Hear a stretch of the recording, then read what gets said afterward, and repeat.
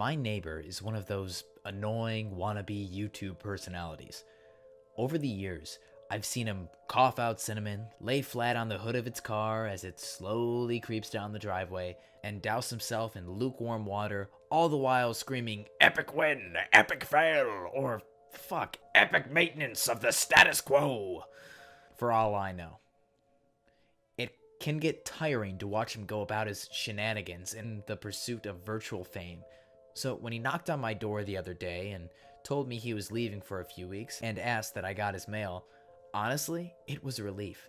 I can't explain the peace of mind I had knowing that I didn't have to brace myself for any of his stupidity for a while. I was always afraid his stunts would wind up bleeding over into my life. Things were pretty normal for the first couple of days. He received, a few bills, a bit of spam, and what I could only assume was a birthday card. Then, one evening, I got home to find a cardboard box waiting on his front porch. In big red letters was written, "Return to sender." I'm no small fry, but I admit I had trouble lifting that box on my own. It was really freaking heavy. Lugging it across the road to my house was even harder, and I quickly realized there was no way I was going to drag it up the stairs and through my front door. So I decided I'd leave his package in my garage. It wasn't like I kept my car in there. The garage door was a piece of shit that refused to open without a good thug and a whack. It was less trouble just leaving the car in the driveway than it was to fight with the garage door every morning and night.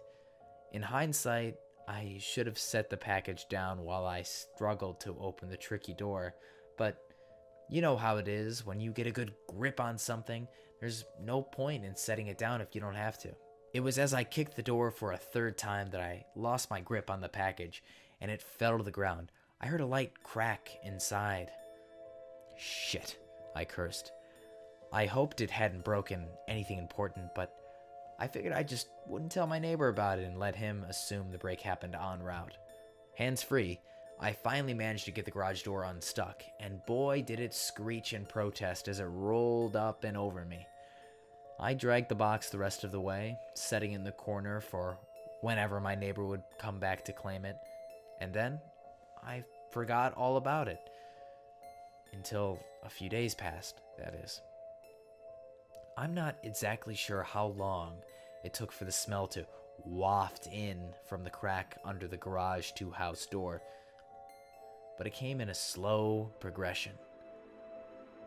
It was a sticky sweat odor, similar to like a skunk, and for the first few days after I smelled it, I genuinely assumed that's exactly what it was.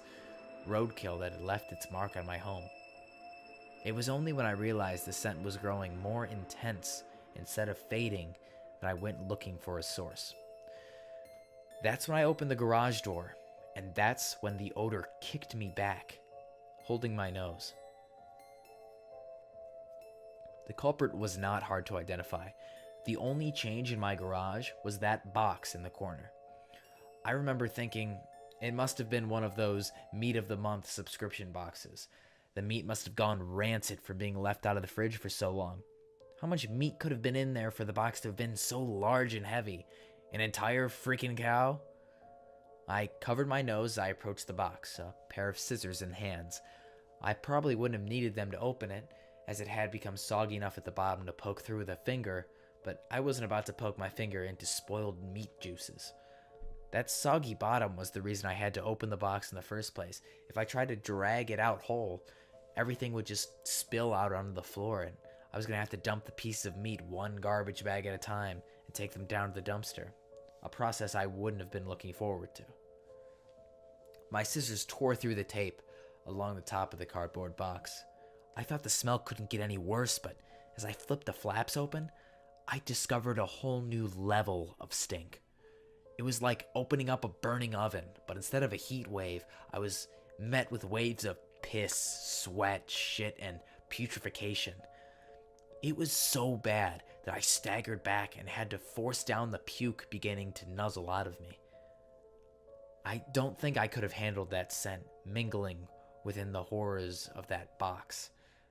I'm not ashamed to admit that I ran out the door for a breath of fresh air. But in the short time I spent in the garage, the smell had become so ingrained in the fabric of my clothes that it clung to me like a shadow. Nothing I tried could keep the smell out of my nostrils. Not air fresheners, not a face mask, not 3 showers and a change of clothes. Every second that box lay open in the garage was another second the smell was allowed a foothold in my home. I had to bite the bullet. I returned to the garage, the flaps of the box still open, as though inviting me to look.